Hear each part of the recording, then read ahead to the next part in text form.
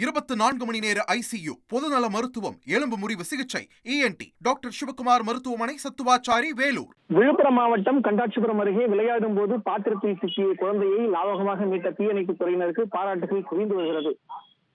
கண்டாட்சிபுரம் பனமலைப்பேட்டை சமத்துவபுரத்தை சேர்ந்தவர் ஏசப்பா, வயது 35, கூலி தொழிலாளி. இவருக்கு திலீப், வயது 4 என்கின்ற ஆண் பிள்ளை உள்ளது. இந்த நிலையில் வீட்டில் விளையாடி கொண்டிருந்த குழந்தை திடீரென வீட்டில் வைத்திருந்த சிறிய பாத்திரத்தில் உள்ளே உட்கார்ந்தபடி மாட்டிக்கொண்டது.